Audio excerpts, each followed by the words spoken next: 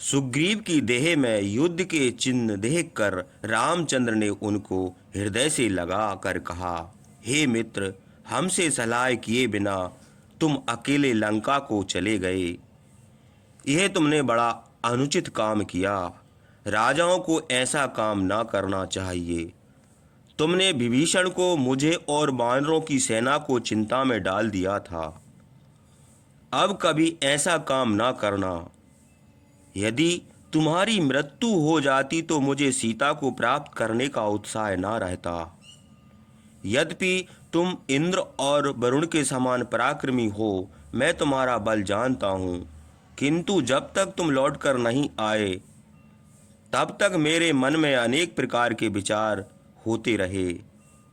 मैं युद्ध में रावण को, उसके पुत्रों और सैनिकों सहित मारकर विभीषण को लंका का राज्य और भरत को अयोध्या का राज देकर तुम्हारे वियोग में प्राण त्याग देता।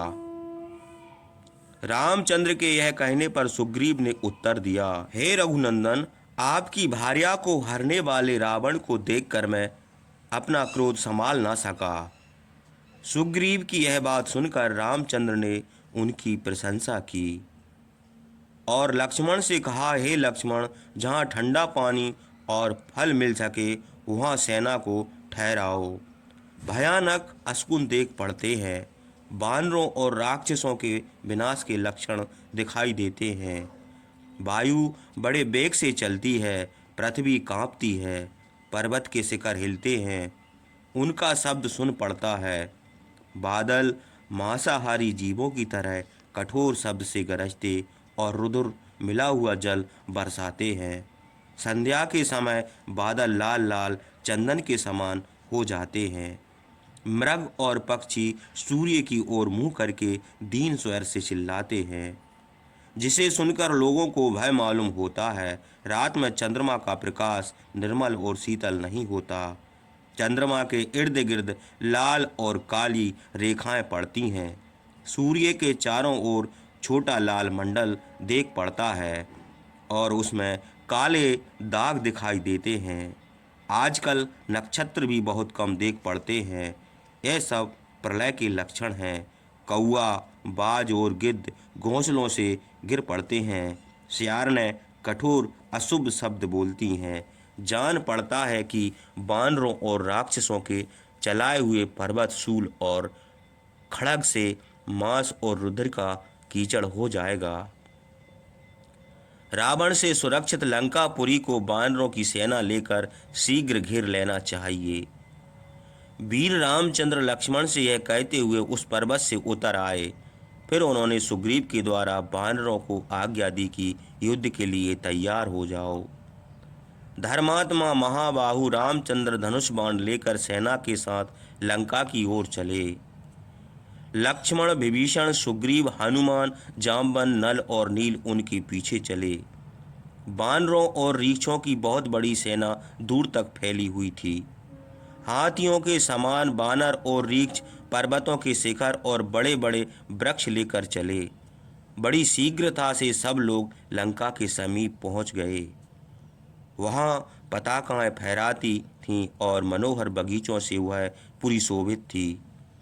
उसकी चार दीवारी बड़ी ऊंची थी, इसलिए लंका में प्रवेश करना कठिन था। देवता भी कठिनता से वहां जा सकते थे। वानर रामचंद्र की आज्ञा पाकर लंका में घुस गए। उसका उत्तर द्वार पर्वत के शिखर के समान ऊंचा था। धनुर्धर रामचंद्र और लक्ष्मण ने उस द्वार को रोक लिया। उत्तर द्वार पर रावण स्वयं आया था, इसलिए रामचंद्र उस द्वार पर गए। रावण से सुरक्षित होने के कारण वह द्वार वरुण से सुरक्षित समुद्र के समान भयानक था। अस्त्र शस्त्र धारण किए भयंकर राक्षस उसकी रक्षा करते थे। साधारण पुरुषों के लिए तो वह दानवों से सुरक्षित पाताल के समान अज्ञमय था। उस फाटक पर अनेक प्रकार के अस्त्र शस्त्र रखे थे। कवच भी बहुत देखे पड़ते थे। सेनापति नील पूर्व के द्वार पर गए। बलवान मेंद और द्वैत भी उनके साथ थे। महापराक्रमी अंगद दक्षिण के फाटक पर गए। उनके साथ ऋषभ, गवाक्ष, गज और गवय भी थे। महावीर हनुमान प्रजंग और तरस आदि बानरों के साथ पश्चिम के फाटक पर युद्ध करने के लिए गए। बानर राज सुग्रीव गरुड़ और पवन के समान बेगबान 36 करोड़ों बानरों के साथ सेना के मध्य में थे। रामचंद्र की आज्ञा से लक्ष्मण और विभीषण जिस फाटक पर आवश्यकता समझते थे वहां करोड़ों बानरों को भेजते थे। सुषेण और जामवन रामचंद्र के पीछे बहुत बड़ी सेना के साथ खड़े थे। सिंह जैसी दाढ़ों वाले बानर हाथों में वृक्ष और शिलाएं लेकर बड़े हर्ष से युद्ध के लिए खड़े हो गए। बड़े क्रोध से अपनी पूंछ हिलाते थे। नख और दांत उनके अस्त्र थे। उनमें कोई 10 हाथियों का, कोई 100 हाथियों का और कोई 1000 हाथियों का बल रखता था। कोई कोई तो उनसे 100 गुना बलवान थे। बहुतों के बल का अनुमान नहीं किया जा सकता था। जैसे टिंडी दल की गिनती नहीं की जा सकती, वैसे ही बानरों की संख्या करना असंभव था। लंका के द्वार पर कूदते फांदते बानरों से पृथ्वी और आकाश भर गया था। करोड़ों बानर और रीछों लंका के फाटक घेर कर युद्ध के लिए खड़े हो गए। हाथों में वृक्ष लिए हुए बानरों ने लंका को इस प्रकार घेर लिया कि दूसरे की कौन कहे वायु भी वहां नहीं जा सकती थी। इंद्र तुल्य पराक्रमी बानरों का यह काम देखकर राक्षसों को बड़ा आश्चर्य हुआ।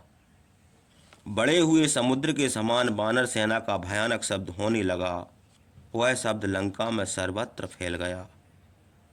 रामचंद्र, लक्ष्मण और सुग्रीव से सुरक्षित सेना को देवता और दानव भी जीत नहीं सकते थे।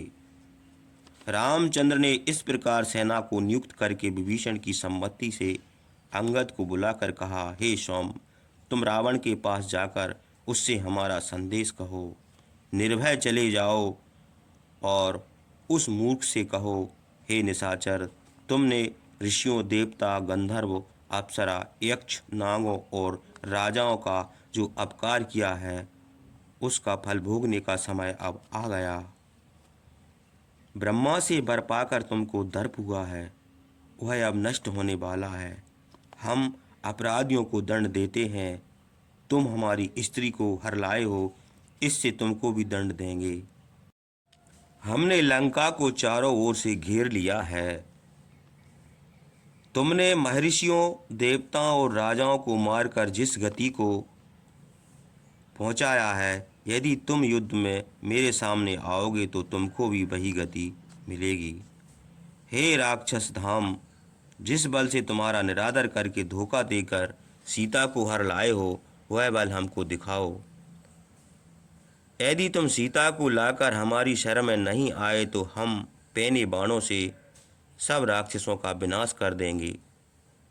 राक्षसों में श्रेष्ठ धर्मात्मा विभीषण जो हमारे पास आए हैं, लंका का अकटंक राज पाएंगे। पापी मूर्ख राक्षसों की सहायता से अब तुम राज न कर सकोगे। अब दिल मजबूत करके अपनी वीरता दिखाओ और हमारे बाणों से प्राण त्याग कर यमलोक को जाओ। यदि तुम पक्षी का रूप धारण करके तीनों लोकों में कहीं भी भाग कर जाओगे तो भी हम ढूंढ कर तुमको मार डालेंगे। हम तुम्हारे हित की बात कहते हैं। अब तुम परलोक के लिए जो कुछ करना चाहो कर लो। लंका को अच्छी तरह देख लो, तुम्हारा जीवन हमारे अधीन है। रामचंद्र के यह कहने पर अंगद मूर्तिमान अग्नि के समान आकाश मार्ग से चले। क्षण भर में रावण के राजभवन में पहुंचकर मंत्रियों के साथ सावधान बैठे हुए रावण को देखा और उसके समीप जाकर बैठ गए। उन्होंने रामचंद्र का संदेश उन्हीं के शब्दों में रावण को सुनाया। अंगद ने कहा, मैं अयोध्या का राजा रामचंद्र का दूत हूँ। मेरे पिता का नाम बाली और मेरा नाम अंगद है। शायद तुम ने सुना भी हो। रामचंद्र ने तुमसे कहा कि अब लंका से निकल कर युद्ध करो, अपना पराक्रम दिखाओ। यदि सम्मान के साथ सीता ना ही दोगे तो पुत्र, बंधु, बांधव और मंत्रियों सहित तुमको मार डालेंगे। तुम्हारे मारे जाने पर तीनों लोग निर्भय होंगे। तुम देवता, दानव, यक्ष, गंधर्व, नाग, राक्षस और ऋषियों के कंटक हो। तुम्हारा विनाश अवश्य करेंगे। तुम्हारे मारे जाने पर लंका का ऐश्वर्य विभीषण को मिलेगा। अंगद के यह कठोर वचन सुनकर राक्षस राज बड़ा कुपित हुआ। उसने मंत्रियों से कहा, इस मूर्ख को पकड़कर मार डालो। रावण की आज्ञा से राक्षसों ने अग्नि के समान तेजस्वी अंगद को पकड़ लिया। वीर अंगद राक्षसों को अपना बल दिखाना चाहते थे, इसलिए पहले कुछ न बोले। दो दो राक्षसों ने अंगद के हाथ पकड़ लिए। तब वे उन राक्षसों को लेकर पर्वत के समान ऊंचे राजमहल पर कूद गए। राक्षस कुछ दूर ऊपर जाकर पृथ्वी पर गिर पड़े। अंगद ने पर्वत के शिखर के समान ऊंचे राजभवन के ऊपर जाकर उसका वह भाग गिरा दिया, जैसे वज्र के प्रहार से हिमालय का शिखर गिर पड़े। वैसे ही अंगद की लात से राजभवन का वह भाग पृथ्वी पर गिर पड़ा। फिर उन्होंने गरज कर अपना नाम सबको सुनाया और आकाश मार्ग से चले। राक्षसों को पीड़ित करके वानरों को प्रसन्न करते हुए रामचंद्र के समीप आए। राजभवन के गिरने से रावण बड़ा कुपित हुआ। वह क्रोध करके लंबी सांसें छोड़ने लगा। वानर बड़े हर्ष से गरजे। रामचंद्र शत्रु से युद्ध करने के लिए तैयार हुए। महापराक्रमी पर्वताकार सुषेण सुग्रीव की आज्ञा से कामरूपी वानरों की सेना लेकर लंका के सब द्वारों पर घूमने लगे। जैसे नक्षत्रों के साथ चंद्रमा आकाश में घूमता है, वानरों की सैकड़ों अछूणी सेना लंका को घेरे थी। उसे देखकर राक्षसों को बड़ा आश्चर्य हुआ। बहुत से राक्षस डर गए और कुछ युद्ध में वानरों को हर्षित देखकर प्रसन्न हुए। वानरों की सेना लंका की चार दीवारी बन गई थी।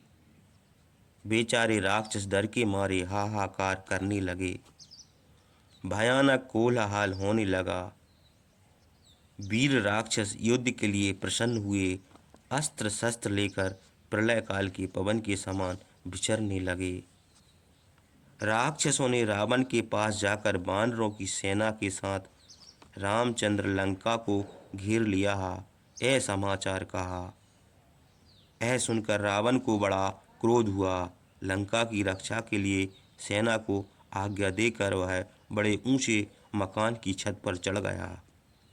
वहां से देखा कि युद्ध चाहने वाले असंख्य वानरों ने वन, उपवन और पर्वत सहित लंका को चारों ओर से घेर लिया है। लंका के इर्द गिर्द की भूमि नहीं दिखाई देती। वह सोचने लगा कि इतनी बड़ी सेना का विनाश कैसे किया जाएगा।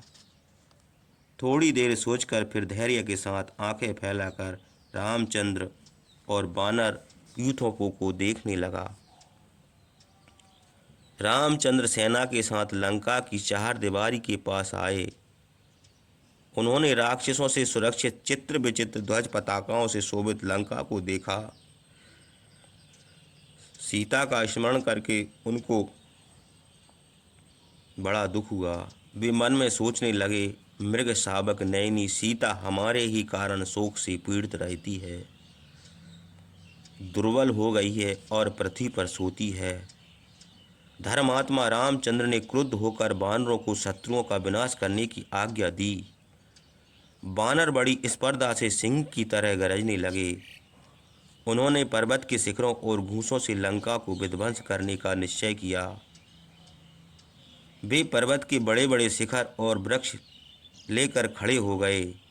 राक्षस राज के देखते ही देखते वानरों की सेना रामचंद्र का प्रिय करने के लिए लंका की चार दीवारी पर चढ़ गई। सोने के समान चमकते हुए लाल मुंह वाले वानर वृक्ष और पर्वत